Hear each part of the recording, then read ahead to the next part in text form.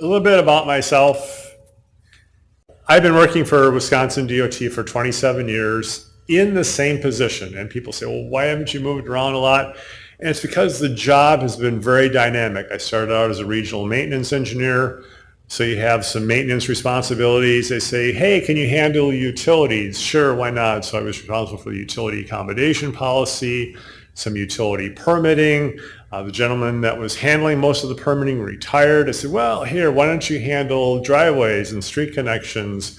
And then how about work on highway right-of-way permits? So then I needed a title for all that. And I said, well, how about the state right-of-way permits engineer? Sounds good because I handle all the permitting aspects within the highway right-of-way, but not outside the highway right-of-way, like outdoor advertising, which I also did for a couple of years as well.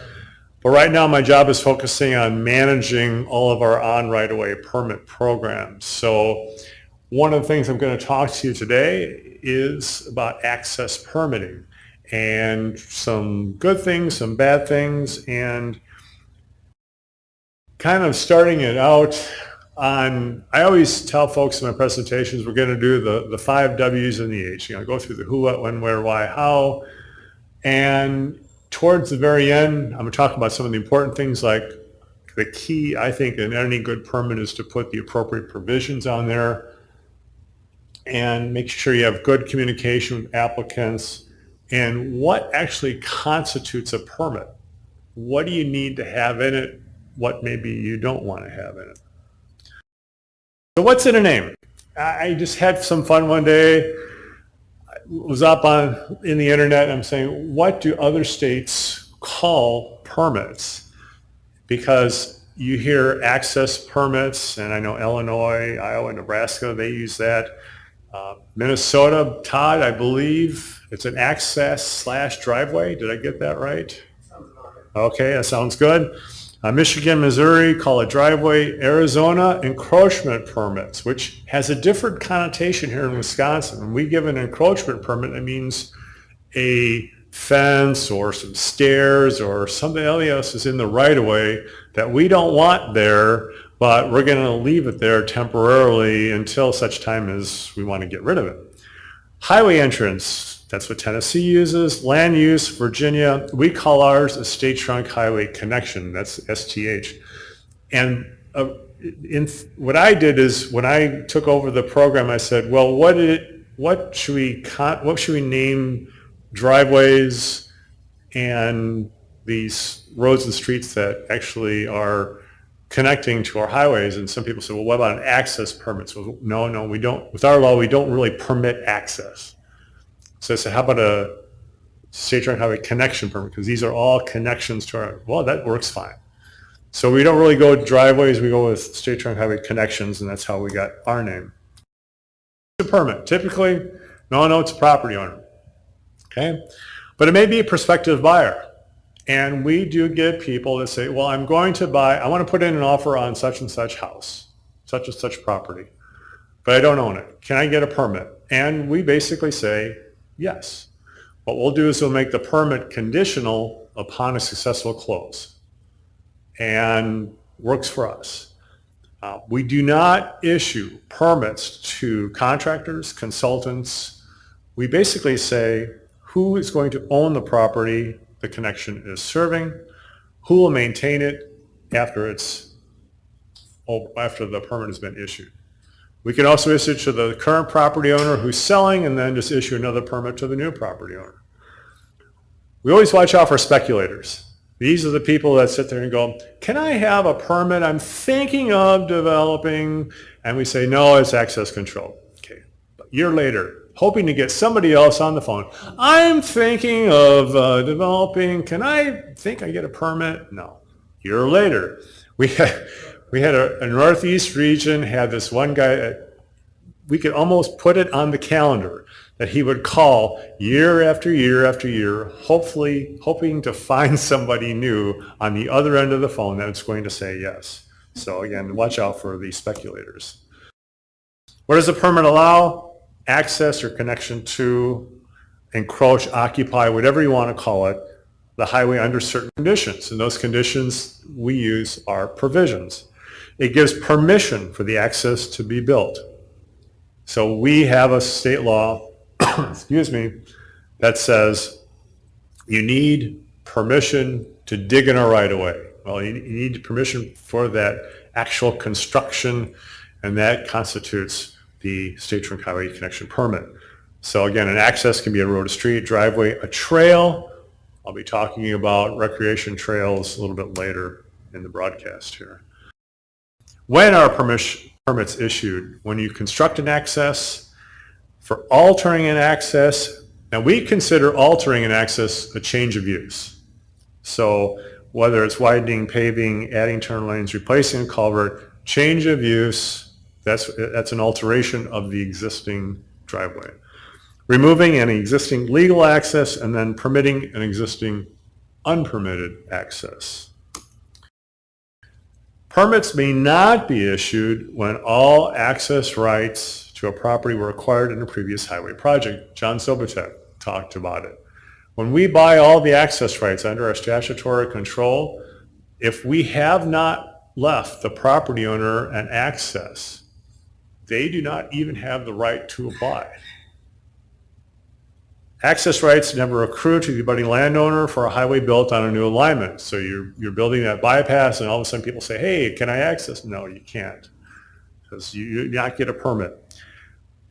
If there are other access covenants or restrictions that apply, Drew, our favorite, 236, Trans 233, sometimes there are restrictions in those. No, you can't have a permit. In all of these situations, the owner does not have a right, again, to even apply for a permit. Permits are issued only when the application complies and supports our statutes and administrative code, existing permit restrictions. So again, if we bought all the access rights except one access point, that property can have a permit. We also look at long-range transportation plans, like our state access management plan, local zoning, other ordinances. We don't certainly want to issue a permit in a big box development in land zone agricultural if the local zoning authority is going to keep it agricultural for a while.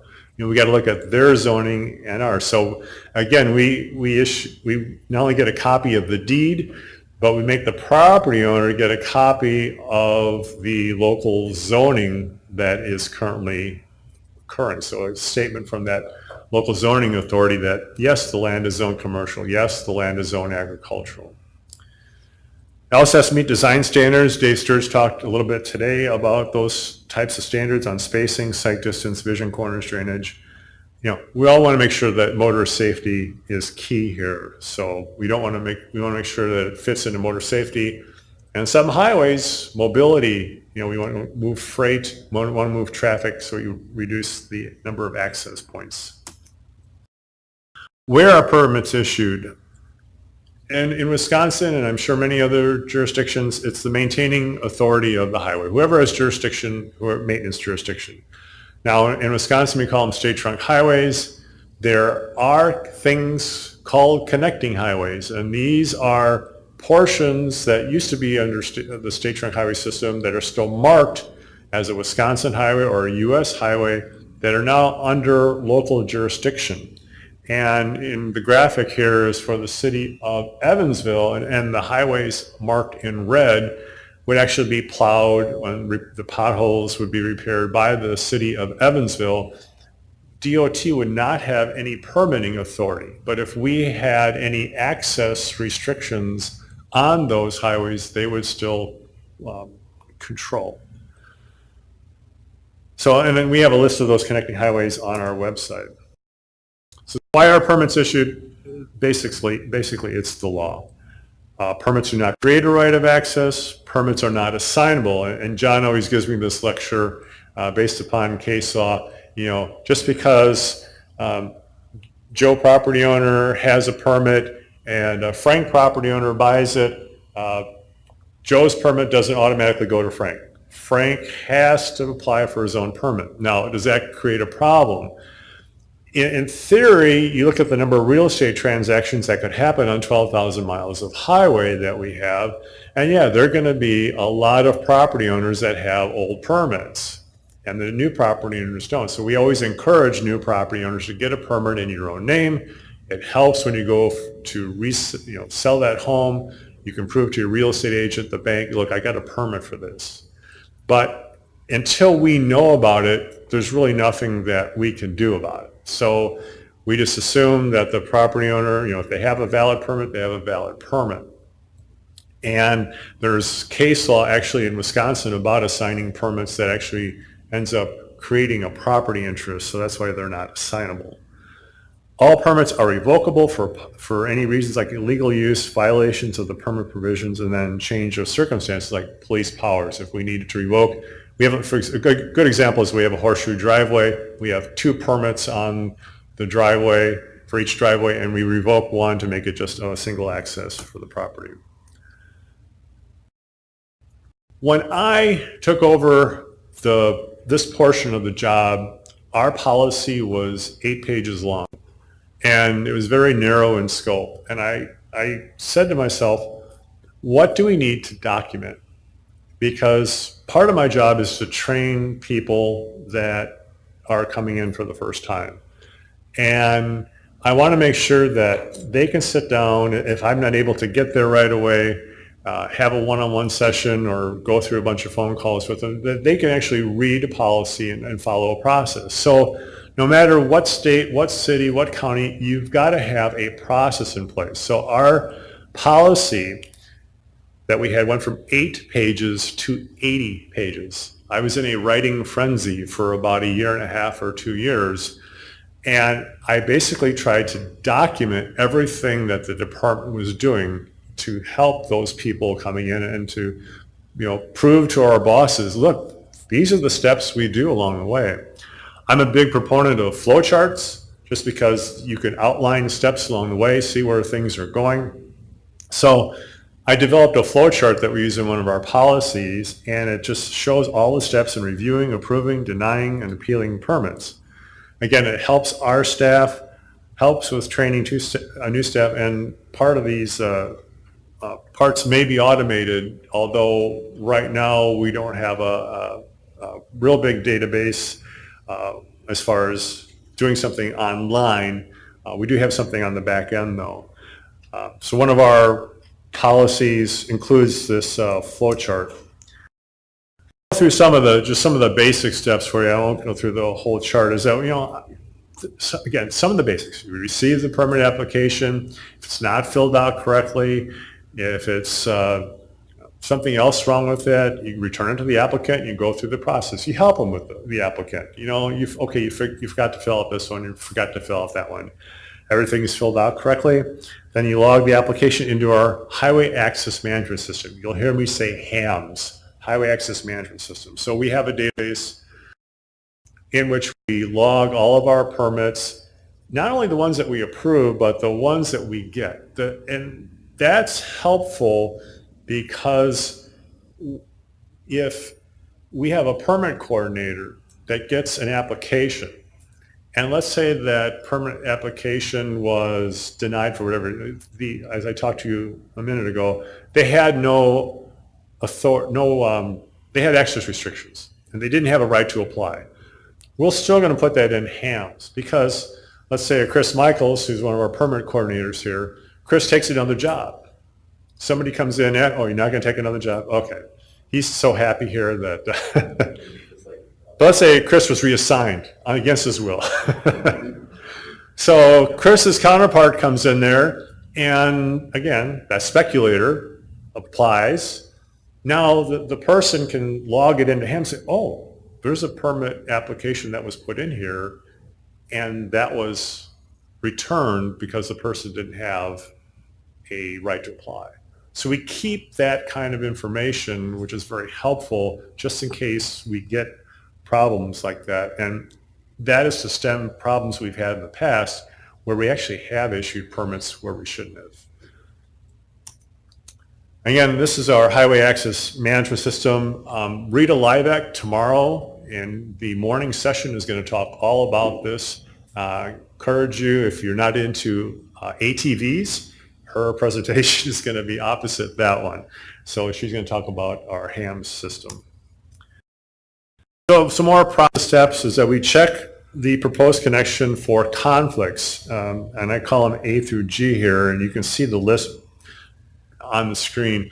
And those are all the access restrictions. Drew, in one of his presentations, said, how he looks at the analyzing, what are all the tools in the toolbox? What are access restrictions that start versus certain laws, are there existing permits that have restrictions, covenants, administrative rules, anything, zoning ordinance, anything and everything. We kind of go down a list of things to look at to see if that permit request violates any of these potential access restrictions. And we check all the real estate records. We check the property deed.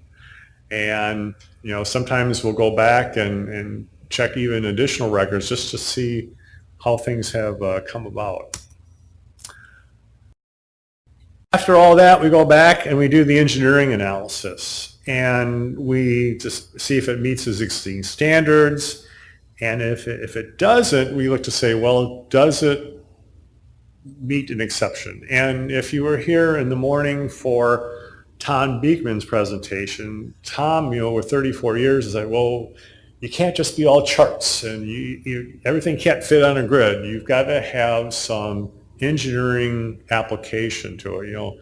Look at it and say, just because spacing doesn't meet 500 feet, will 450 work? And this is the part where we look at it and we develop this chart here. On the far left, if everything's in the green zone, it's met standards, it's perfect, not a problem. If it's in the red, it's terrible sight distance, you're just over the crest of a hill, there's just no way that you should be issuing that permit. That's obvious. It's the stuff in yellow that we have to apply that engineering analysis. We have to look, okay, does 450 work? Does 425 work? Okay, should we have to move that driveway a little bit? Do we have to line up the driveways even though the spacing might be wrong or not meet a certain standard? So that's the part where we look at and try to say, okay, is the safety risk acceptable? And I think that's the bottom line when you're looking at that engineering analysis. Is you may not, and that's the same, you apply a clear zone analysis. You look at, okay, there's an object, you may hit it, but is it an acceptable safety risk? And I think that's kind of the way we're approaching it here, is that you could approve it, you could deny it. And if you deny it, here are the reasons, better document them why. And if you approve it, here are the reasons, you better document why, because that may come back. If there's a crash there, they might want to pull that permit. You might have to go to court and say, why did you approve this permit? Well, this is how we evaluated things. So again, we look at safety risks and apply good engineering judgment to use these permits. So again, here are some of the things we look at besides intersection sight distance, spacing, vision corners. You look at the list. Can the obstacles be mitigated? We've had some cases, especially in the Northwoods, where maybe a couple trees taken down would help the sight distance, and you could have the driveway where you're at. You don't want to clear cut a forest, especially a property owner that's next to a lake, because that's their buffer between the highway and the lake. Roadway features, there are vertical curves that, you can't have the property owner take down a 1,000-foot vertical curve, for a simple driveway. So are there other ways, maybe get cross access if there's an existing access on a different parcel? So we look at what are the minimum modifications to obtain reasonable access. But again, costs really shouldn't influence the decision to require that mitigation. But it is it's a consideration, but I say not a major one. Then the final permit process steps, you either issue the permit and put provisions on it, and then afterwards we're going to do an inspection. Did the driveway go in as according to the permit? Is the culvert the right size? Are there end walls? We had a case where supposed to have good slope on your end walls, and they put in these rock retaining walls on the side, and so we had to get that changed. If we deny the permit, Mike Roach gets a copy. We send it to the state access engineer, and then there could be an appeal process. We do have a statute on denial or revocation of a process. People get their day in court. So it goes to, again, in Wisconsin here goes to the state access engineer. And if the first appeal goes to the region director, and Mike kind of works with them, region staff will document all the facts to support the decision. And this is where you're keeping those comments and about how you made your decisions along the way. The applicant has 30 days upon receipt or denial, revocation to appeal to DOT. Again, it goes to the region, statewide access engineer or state access engineer. Then it goes to our Bureau of Technical Services director. From there, it could go to the Division of Hearings and Appeals, circuit court. It could go to the appellate court, state Supreme Court, I mean, all the way up to the U.S. Supreme Court. They do have these rights of appeal along the way. And you have to give them their due process if they meet that initial 30 days of getting that letter back to us saying, yes, I'm going to appeal. And I think, Drew, correct me if I'm wrong, if they miss that window, they've missed the window. Yeah. So, and sometimes you got to help the process along the way. If an access needs to be disconnected during the revocation process, the driver can still appeal it, but sometimes you've got to make sure it's going to stay disconnected and they're not going to use it. And there are various methods to use. Besides the big boulder, you could pile a bunch of dirt there. We have one, I believe, on 150, US Highway 151 that we're thinking of putting in some temporary, or closing off the shoulder, just putting some barrels on there and making it look like there's not a full shoulder closure, but like the barrels on the end, such that the entrance is closed and that they have to use the driveway that they were supposed to use. So it kind of keeps the traffic away from utilizing that entrance. So how to develop a right of permit. I like the graphic because you look into your crystal ball. And you have to think ahead. And we had speakers up here that says, you've got to look to the future. You know, you've got to think, is that development going to change? What's coming that way?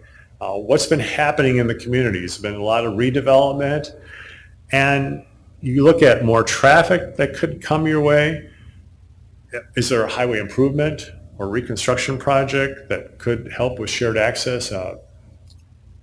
Aaron and Yang were talking about that project that really helped with shared access. Possible changes of use, additional access permits in the corridor, failed developments. You know, you have the big box stores that come in and then they're no longer there. And now they go somewhere else, and what do you do with that access points that's there?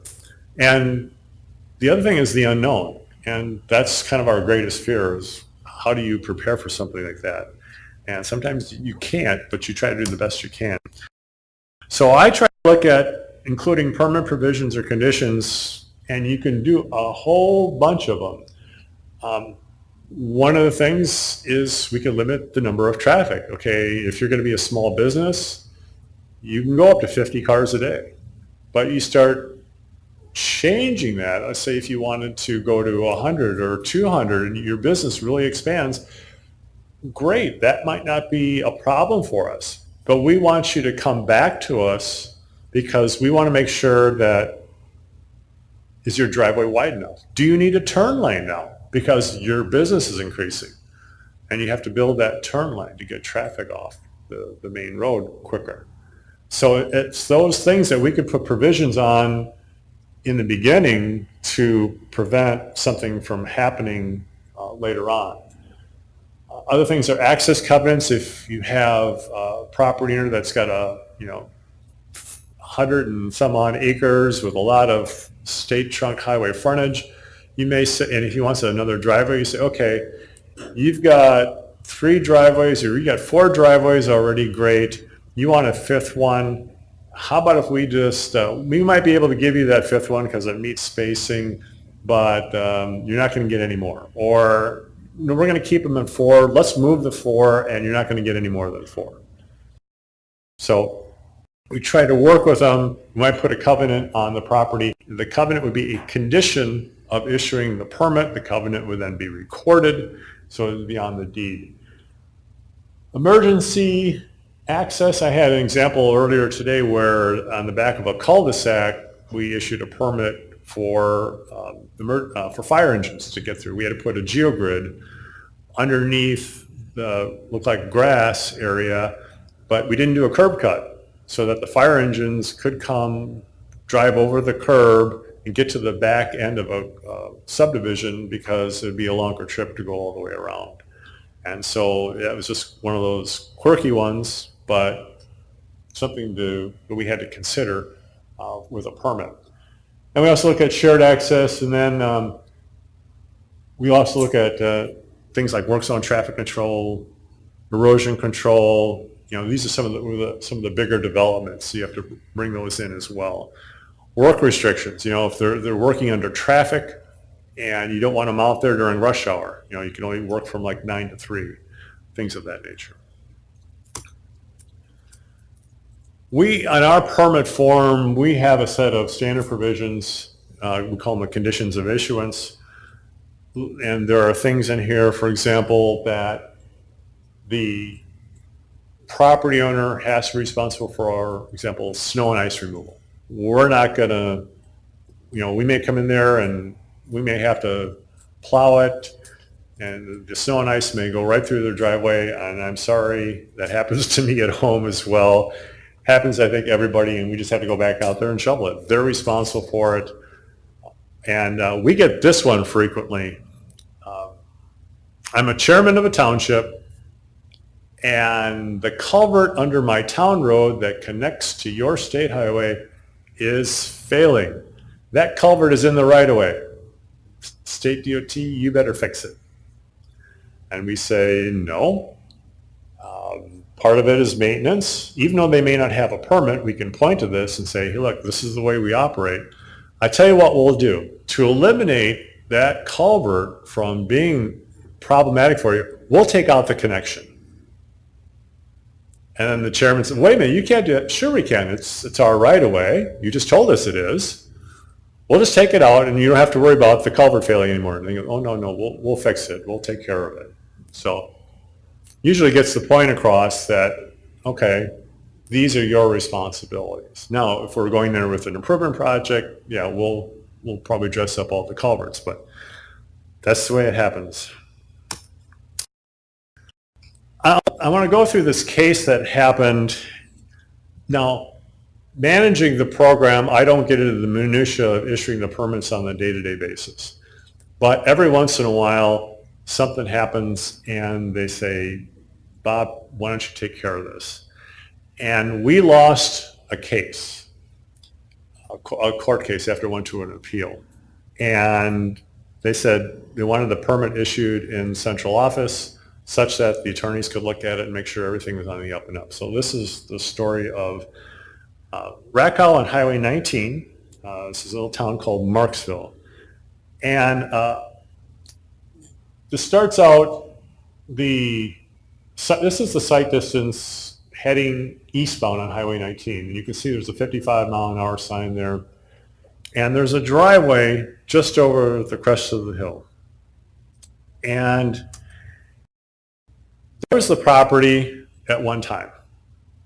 And everything was fine and dandy. And then the property, something happened, and we think it burned down. So he wanted to rebuild. And he went to apply for a building permit from Dane County. Dane County said, you need a driveway permit. And we said, no, because there was a fatal accident at that driveway. and it was just on the crest of the curve, and said, no, you can't have access there. And then he appealed saying, I can't rebuild my house. You've denied me this access to my property. I'm not going to go into the back and forth on this, but eventually we lost.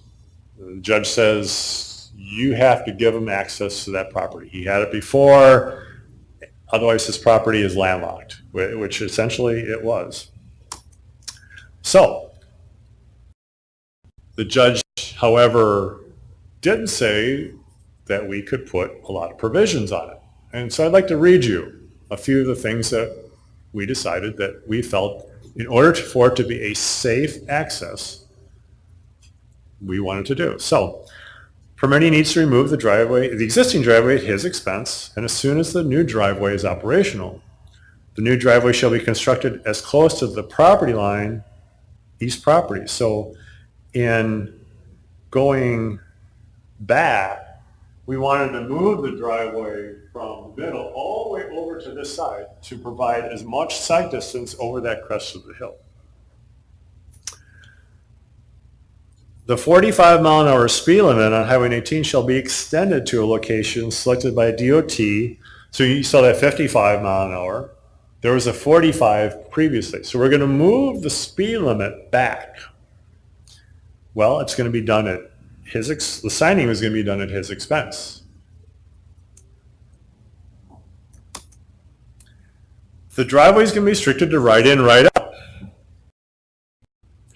However, instead of constructing a raised pork chop island, the same shape shall be painted at the location. I'm going to show you a diagram in a minute. So we're said right in, right out, and we're going to paint this pork chop island there. The permittee may obtain an exception to this condition only for the construction of the house in order to facilitate movement of heavy equipment. In doing so, appropriate work zone traffic control will be needed, single flagger could be used, et cetera, et cetera. So you need an exception to do that during the construction. Permittee shall construct the acceleration and deceleration lane.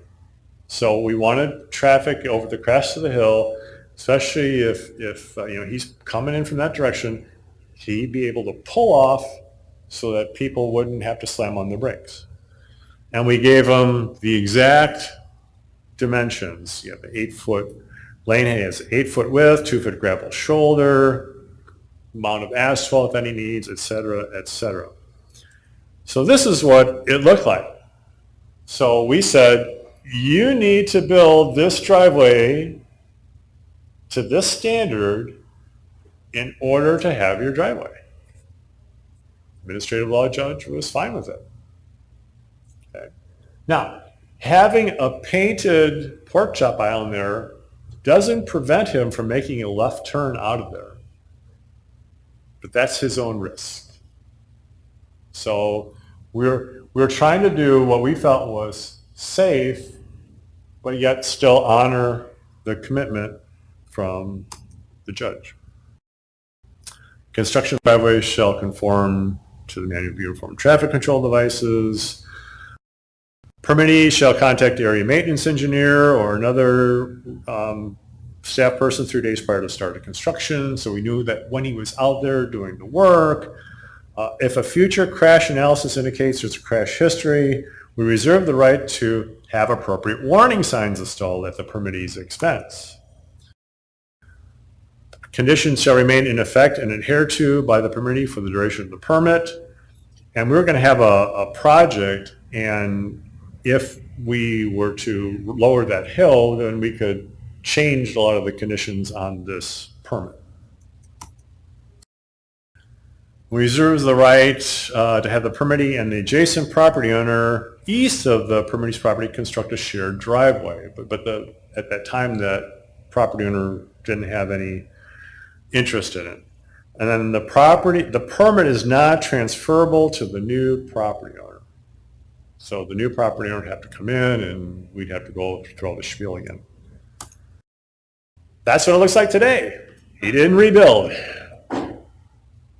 So we kind of won the battle, if you will, but he can still, we don't even know if he still owns the property. I haven't even looked in the tax records, to be honest with you.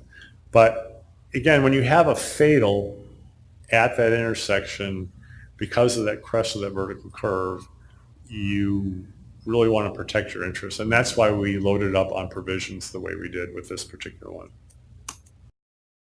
So shared access points, I want to go through a little bit.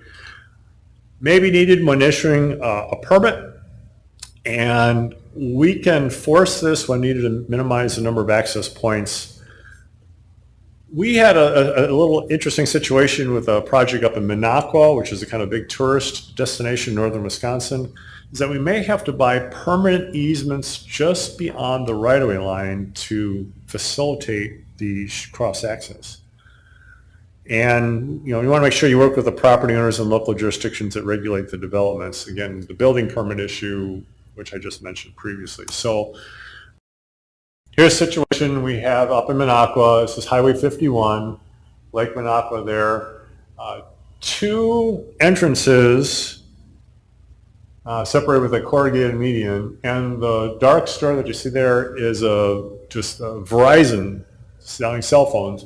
Right behind it is a pond. Literally, they're squashed, and the parking, literally, if you backed out too far, you would have backed out onto 51. It was just very, very tight. What's ironic about this, and this is what it looks like today, combined the accesses into one, made it really good. And we bought a permanent easement beyond the right-of-way line to facilitate cross-access. The one main point here is that both properties are in the same ownership at the time. But we did this to make sure if there was a sale between the two, then that would still remain in place. And if you can see here by the traffic pattern, you can see the Verizon store down there on the left. You come in at the one point, you can go left, but to get out, you have to circulate all the way around. You can see the arrow markings, on the pavement markings up on the supermarket over there. So again, we don't know what future use that Verizon store will have, but if you look into, we're trying to look into our crystal ball, we said, let's make sure we maintain that cross-access agreement. We did that at a couple other locations along this project. We talked about covenants. Again, it's a way to shore up access abutting a highway, typically used on parcels with long highway frontage, minimizes conflicts and increases mobility. And the covenant runs with the land. So in this case, that blue line there is the Wallace Kruger property. You have a couple of minor properties that are here, but he owns that full frontage. And you can see there that we have an access covenant that was recorded and has been put on the plat, so that we know that the access for parcel number 8, look to that covenant to see how many access points are on. Recreational trails are a big topic here. We'll be talking about that more in detail tomorrow. And the buzzword around here now is ATVs. A lot of ATVs are, Wendy, don't laugh too loud, okay? So there are a lot of ATV uses anywhere between southwestern Wisconsin and up toward the Black River Falls area, the Northwoods in particular. It's increased exponentially. So we're getting a lot of requests for ATVs and UTVs, not only routes, but trails. Snowmobiles is a big thing, especially up north. They have a lot of leeway with current law. It's Chapter 350 in our statutes. They can literally, you can take your sled, go down the right of way, as long as it's on a freeway, basically take it to the grocery store, cross wherever you want to. You don't have too many snowmobiles in Florida, do you? No? Okay. And then, golf carts, yeah, we're getting a lot of those as well. But the trail, as you can see here, we're actually, have special crossings. The bottom left and the bottom right are both near the Saint Germain area, bicycle and ped crossing there, and the snowmobile crossing there. So, and every once in a while, We're getting multi-use passed, like equestrian as well. And every once in a while, you know, when you have a big equestrian crossing, you got to mark that appropriately. No, actually, that's forget the name of the water park that up in the Dells has the Roman theme, or the Zeus or something like that. But anyway, there are times too when you hit, you don't have actual driveway permits, but you have access related permits, and we use our work on highway right-of-way permits to facilitate those. And that's like when we're removing an illegal driveway or legal access to a property, that's not going to be replaced by a new connection. It's just basic work on highway right-of-way, so we just say, okay, we don't want to really, we just want to issue this kind of a permit. We have an access management checkbox on it. Or if it's connecting an access related item that is not a physical connection. So we have, in this particular instance, under Interstate 94, near the Delafield area, we had a bike trail that was built underneath on the interstate, and we entered into an agreement and issued a work on highway right-of-way permit. They had to take the slope paving and chop it off a little bit and put a retaining wall in to get that trail in. And obviously I-94 is access controlled, but really we're not accessing the interstate here, so we're going underneath of it. So we issued that work on highway right-of-way permit because they were still within the confines of the interstate right. So our work on highway right-of-way permits allow minor alterations too. So if you've got an unpermitted access and they're just out there saying, well, I got to do some seal coating, or I've got to add some gravel, we may not issue them a full driveway permit, especially if they're, you know, if it doesn't meet standards. We just say, well, okay, we know you have a non-conforming type of a permit, so we'll give you a permit though that you need to work on the highway right-of-way. The other point that I want to make here on this is that we have there are times, we had just this big project where a developer was working with a city and there was a big deadline coming up, and the developer was going to lose money from the city if he didn't get a permit, but the plans weren't exact, and we kept going back and forth. And finally what we said is, we'll issue you a work on highway right-of-way permit. And we outlined a bunch of different provisions in that, you know, that had to meet standards eventually when it was done. And that was done to meet the deadline so the developer could get his TIF money.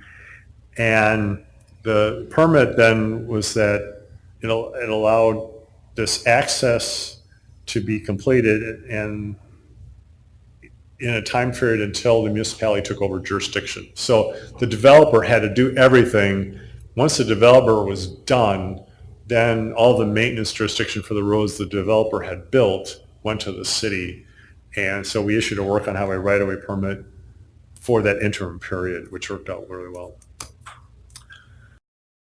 Just to finish things up here, risk management. When you issue permits, you really got to be concerned about the overall process. You got to be consistent in adhering to the rules. Working with your customers, doing your job, make sure you have clear permits and thinking ahead.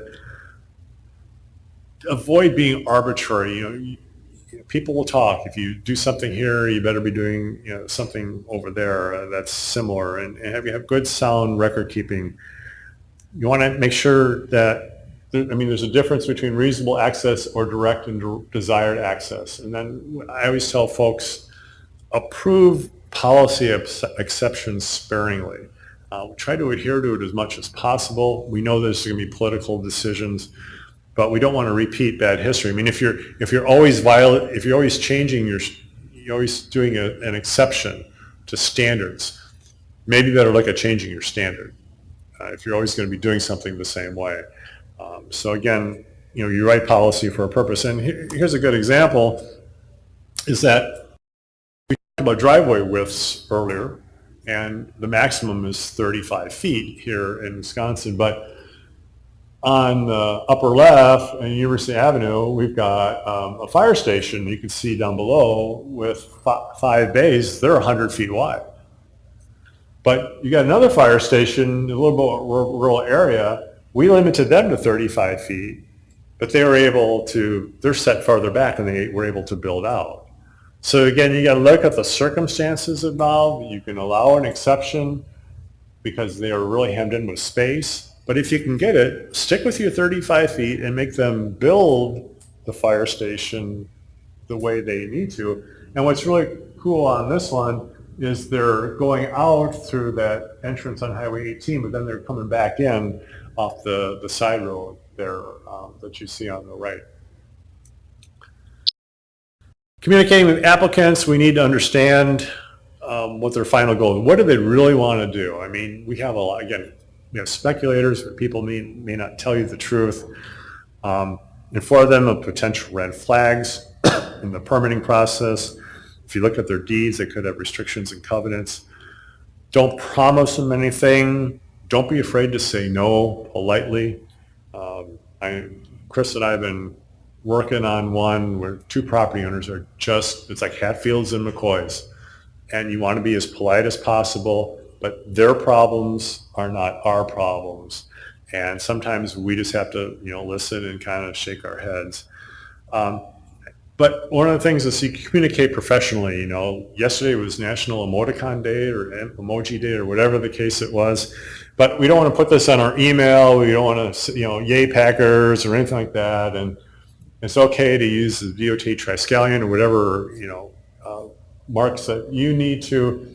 But I always tell folks, if you got people swearing at you, click, they'll get it eventually. Sometimes you have to do that in your process, and just make sure that you're professional overall.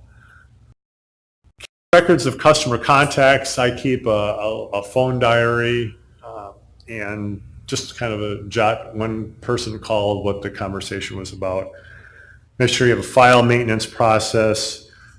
And with us now, we keep our permits on file forever just because of a potential legal issue that could come up. So, and we have a thing called a Record Disposition Authority, RDA, that because I'm in charge of the program, I have to fill out. And it's a huge form, and it says, these are the things you have to put into a permit, and you can only destroy the paper copy once it gets into electric format.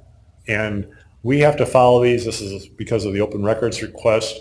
And if we don't follow these, then we better have solid ground on why we're not. Or this is coming up every 10 years, we have to change it. And actually, this coming, the end of this year, we're going to be in the process for changing it for next year. So the big thing that I like to tell folks about as we finish up here is permit contents. What has to go into a permit? And I tell people, whatever you're doing to fully document the situation. It's like you're telling a story, and anything and everything you can think of that somebody else in the future may need to know needs to go into that permit. And I've listed a bunch of the things here, whether it's plans, or drawings, a certified survey map, a copy of the deed. We have other DOT forms, we have the covenant, zoning documentation, erosion control, traffic control, basically the kitchen sink. If you need the kitchen sink in your permit, put it in.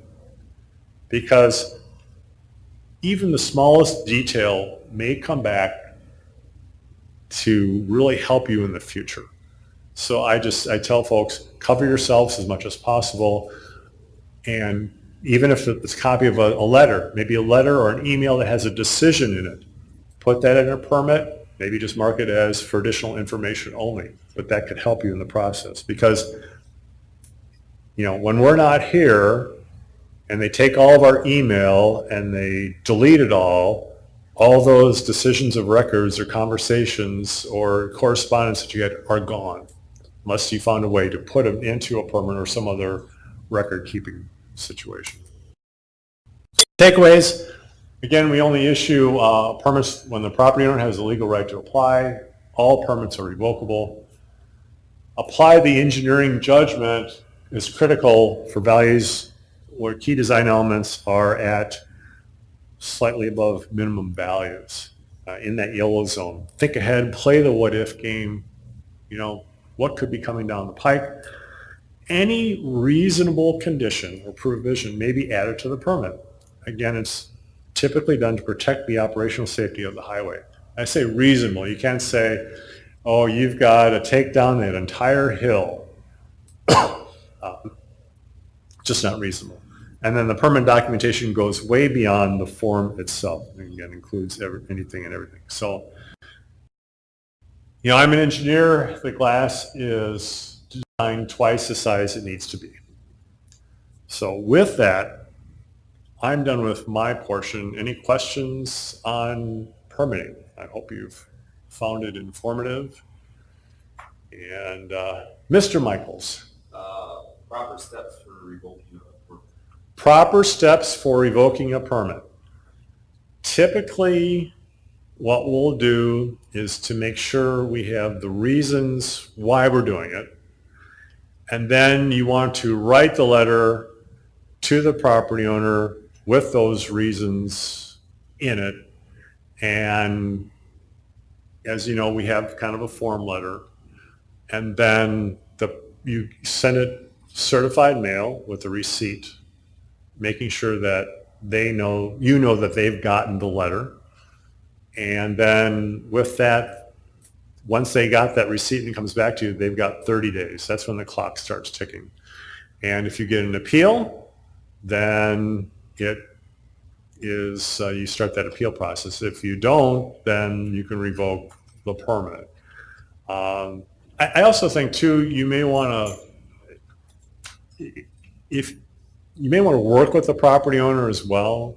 You know, for example, if it's a highway project and you got a bunch of property owners and you can say, well, okay, we're going to be revoking permits here because you have additional driveways along the way. It might alleviate some of the consternation that's going to come about because of that project. Do we do anything to the revoked permit? What do you mean by do anything to the old permit? As far, yeah, I would do this. As far as record keeping goes, that would go into our highway access management system and say it was revoked. And sometimes we do revoked and superseded. So if you revoke it to so-and-so, but you're issuing it to a new person, you document that on the permit. There might even be something on the bottom part of the permit form. If there isn't, I better change that then. I know we do that on utility permits. We have this permit voids and supersedes. So maybe I better get on that. There's supersede on the bottom. Okay. But there's not a box for revoke. Okay. I know we have a box for deny. Yeah. So put it on my list of things to do, I guess. So another one? Yes. Jeez. Okay. So if I apply for a permit and get denied and I go over my 30 days, and I apply again and get another 30 days? Drew, help. I think in theory you can. You would probably say that you're stopped, you're prevented from applying for the same terms. You're stopped and you're prevented. It's on the same terms. Okay. Right? So that would be our response. Modify Right. Exactly. Okay. Thank you for that legal explanation. I wasn't trying to say. Yes. You said that you only issue permits to property owners for access like driveways. What if you're a utility company that has an easement on private property that still needs the driveway? Sure. Who gets the permit? We will issue it to both the utility and the property owner. But primarily it's going to be the property owner because they're the person with the underlying fee title. But a good example is a cell tower that may be needed on that property with the driveway. And we don't want that cell tower, even if it's just a little macro tower, to be used for anything else. So they've carved out a little piece. We don't want that driveway to be used for anything else but that purpose. We will issue a permit to the property owner so that they have record of it, and a permit to the utility. It's kind of the exception in that case. And we will also issue a utility permit. So the utility permit is kind of saying you got access, and so it's kind of a dual sword, if you will. We're going to issue a utility permit for any work that they might have to do to get facilities to that, along with the driveway permit. I've got a case right now where I'm working with a company named Mobility, and they've got macro poles in our right-of-way in which they may need a driveway for them. And so in that case, where we might be issuing a driveway permit to a utility on our own right-of-way, but they're not the property owner. So there's a little twist to that. But again, if they're on private property, we're probably going to issue to both, just so we have a record of it. Does that make sense? Okay. Even though we can't actually, we're not permitting, we have no jurisdiction on private property, but we can issue the utility a permit for that connection piece to get to that private property. So, Nelda? On your list of documents, you didn't include a traffic impact analysis?